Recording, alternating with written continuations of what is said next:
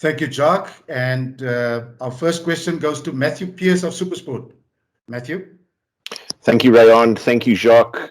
I guess first question for you, Jacques, your first announcement as Springbok head coach, and given all the uncertainty over the last 18 months and indeed over the last few days, how much of a sense of relief is it for you as management and for the players to actually be able to announce a squad for Test rugby again?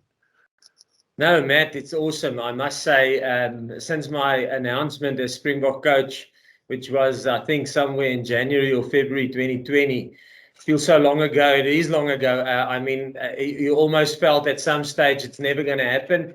So just super excited that it's actually here. And yeah, we a couple of days away of playing our first Test match in a very long time. So super excited, as is the squad.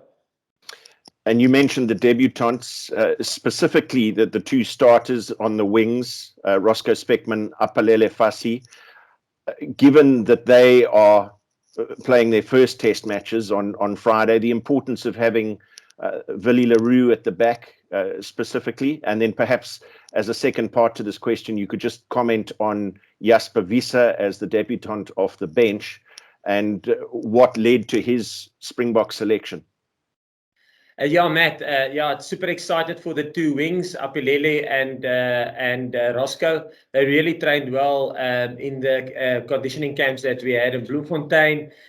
And yes, the importance of a guy like Willie Leroux and Andre Pollard, and then also Jesse Kriel, who's a very vocal guy on the field, is going to be massive for them.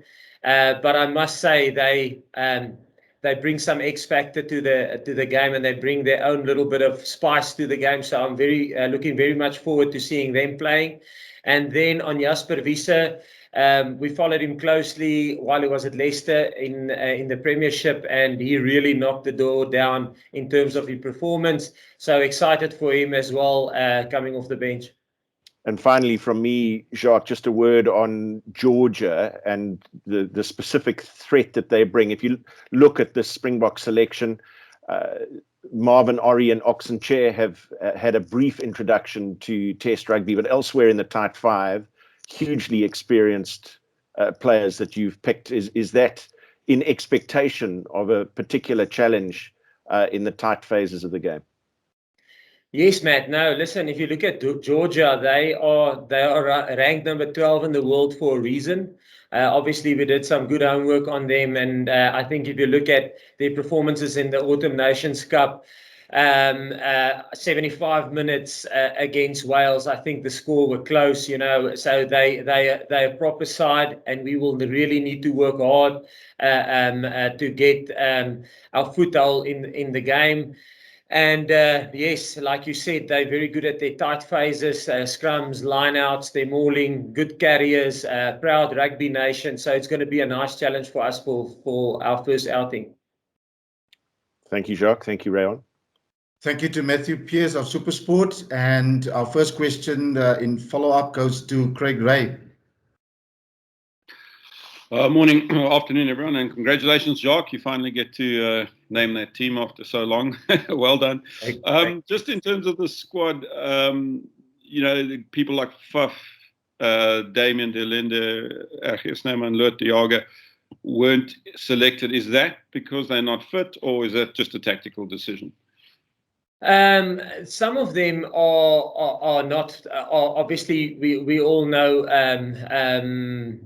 Some of them are still carrying injuries, and they are busy with their return to rugby protocols and getting back on the field. But some of them are guys that literally only came in a little bit later. So we just spent a lot of time. They played in Premiership semi-finals, and the two Toulouse boys played in the top 14 final on Friday night. So they were literally just late in camp, and we have spent a lot of time with the other guys the guys that we selected.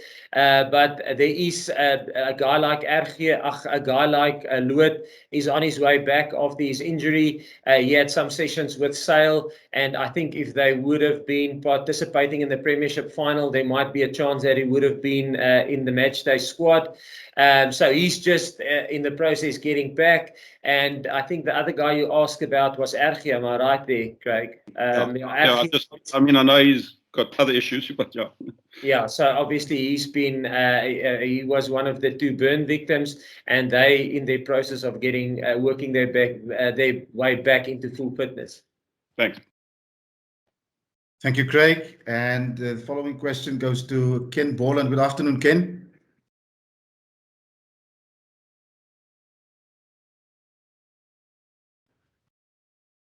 Ken, if you're there. Okay, we move on. Morgan Pick. Hi, Jock. Thanks, Ray. Jock, how much energy has Spicky's brought to the camp? Because everybody knows he's quite a live wire. He's quite a colourful character, a nice guy to be around. And then secondly, Jasper Wiese, a guy that could definitely be considered to be that Wayne Vermeulen kind of player should the need arise when the Lions come late in the for the test against Lions later. Yes, no, on your first part of your question, Roscoe is a live wire, brings a lot of energy, is a real funny guy off the field, and always got a smile on his face. But I must say, when it comes down to the rugby side of things, he's a full professional. I mean, it's well documented how successful he is. And while playing sevens, part of that Olympic bronze medalist team, if I'm correct. So he's played a lot of tournaments on the big stage. So he's a very professional guy when it comes to on the field, but off the field he's a fun guy, and he makes the people laugh, and he brings a lot of energy. Then Jasper Wiese, yes, Jasper in the Premiership, he's been outstanding in terms of getting momentum, stopping momentum, and he was one of the guys that really just knocked the door down in terms of letting us take notice of his performance there. Thank you, Jacques. And Ken, I see your hand is still up. I would like to give the question to you, but if not, if you cannot hear us, then we'll move on. Now we'll go over to Will Kelleher. Hi there, Jacques. It's Will Kelleher from the Daily Mail in the UK. Can you hear me? Yes, Will, hear you loud and clear. Thanks very much. Yes, for those of us who are not in South Africa at the moment and reading about the situation you're in with COVID and everything else, can you kind of just explain to us what it's like and what restrictions you've got in place with the Box squad? You broke up a little bit at the end, but I guess your question was, can I explain the environment we're currently operating in South Africa in terms of COVID?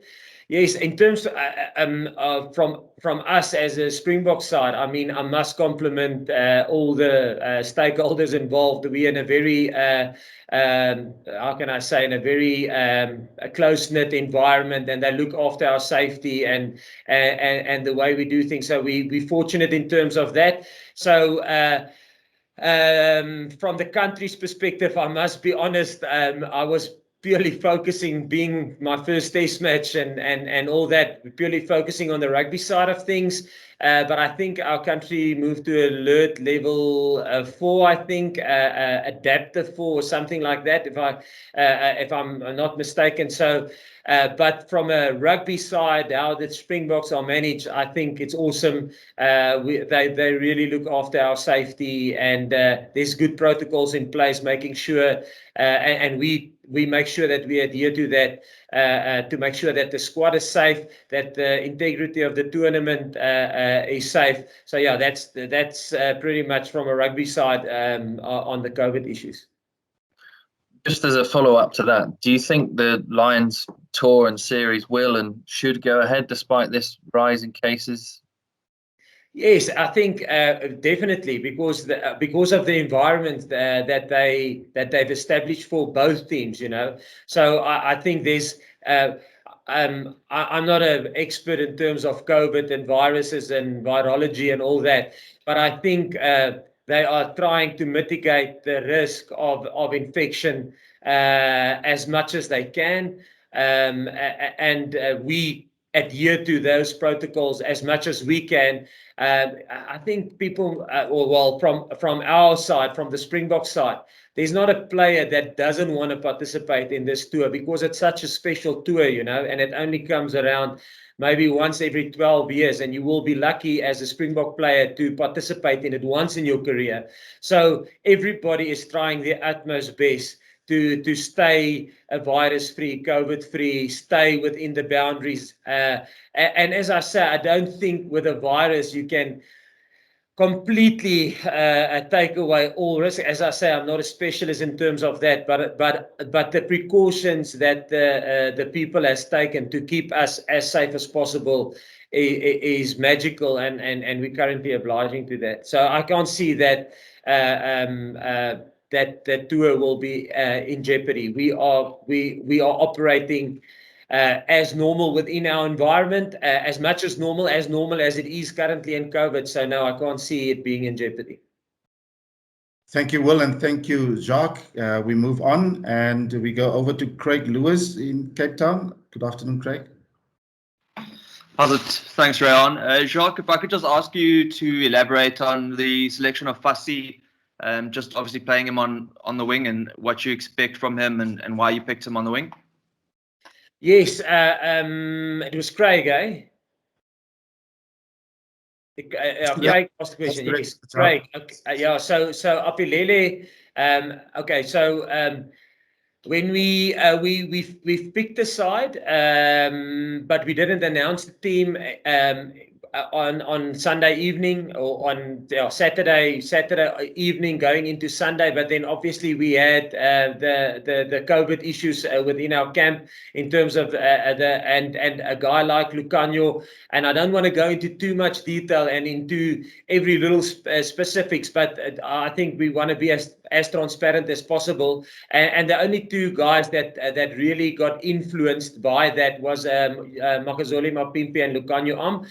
As I said, we selected the team on Saturday, but then obviously the COVID cases came out on Sunday, and they were close contacts, so we went into isolation immediately, and that's how a guy like Apilele Fassi got into the mix, and a guy like Jesse Kriel got into the mix, he trained with us in the preparation, in the conditioning weeks. He trained with us at wing. And sometimes when you're new in a squad, he's a very talented player. He's got a massive skill set. And I know that he plays for his franchise at 15 predominantly, but he slotted in at wing beautifully. And with the guidance of a guy like Billy and Andre and Jesse and Lucanio, there was good guidance around him. So yeah, he slotted in nicely. Thank you, and we're going to move to Gavin Rich. Afternoon, Gavin. Sorry, Jacques. Craig just asked the question, so no problem. Sorry about that. Oh, no worries, no problem. Thank you. So you covered. Thank you. Next question goes to Gareth Jenkins. Gareth Jenkinson. Thanks, Rayan. How's it, Jacques? Just a quick one. I think Craig asked the question that a lot of us were wanting to ask there, but just your thoughts on the amount of time you actually have to prepare for the 3 tests against the British and Irish Lions. I mean, does that force you to really look at testing your strongest starting 15 with the matches that you have available? Yes, definitely. As we said from the start, with the limited time that we have available, and we basically have 3 test matches before we go into the British and Irish Lions series, which is the 2 Georgia test matches, and then also the SAA game against the British and Irish Lions. So we always went from the start and said, listen, we will select the best available team for the outcome that we want in that specific game. And this was our best available team that we could select to get a desired outcome in the game. So we would love to obviously give everybody a chance in the next 3 games so that you can make a proper informed decision in terms of who we will select for that first British and Irish Lions test. but we obviously would go with a lot of guys that we've coached a long time, that has been in our system, that has got a good understanding of what we're trying to achieve, and that we have worked with for a while. So obviously that plays a big role. But then also we would like to give guys like now Apelele and Roscoe a chance in these games to see how they fit into our structures, and how they fit into the Springboks and the way we do things. So yes, it's probably going to be a balance in terms of getting our rhythm as quickly as possible, hitting our straps as quickly as possible, but also giving as much opportunity as we possibly can to new guys in our environment, so that we can make a proper informed decision when it comes to the test matches. The British Lions test matches. Sorry. Thank you, Jacques. In terms of our timing, we need to move on, and I'm going to have one final question to Jacques, and it goes to Pieter Jordan. Thank you. Thank you very much. If you wouldn't mind if I ask a question in Afrikaans. Pieter, jy kan skiet. Baie dankie. Jacques, net so vir die Afrikaanse nuus, wat dit vir jou beteken persoonlik om uiteindelik daai lang gewag hierdie kans te kry om jou buiging te maak, is jy steeds so opgewonde soos wat jy argument onthaalwe 'n jaar en 'n half gelede sou wees, of dalk meer, en dan wat hierdie toets vir julle beteken as voorbereiding, en dan net as 'n opvolg oor die samestelling van die span en net ietsie noem oor die debutante. Dis 'n mond vol asseblief. Pieter, ja, eerstens ja, baie opgewonde om vir ons eerste toets vir verskeie redes, jy weet. Ja, dit gaan my eerste toets wees as hoofafrigter, was al betrokke by 'n paar toetse saam met die Bokke. So baie opgewonde vir dit, en dan ook opgewonde vir ons om weer na 19 maande op die veld te kom as 'n nasionale span. Ek het dit al 'n paar keer genoem, jy weet, ewe skielik is internasionale rugby of Springbok rugby van jou weggeneem as 'n afrigter, as 'n speler, en is so half 'n skok wat jy kry in terme van want dit was so deel van jou lewe, en 'n ou kan dit so vanselfsprekend soms ervaar, en ek sê dit in 'n positiewe manier.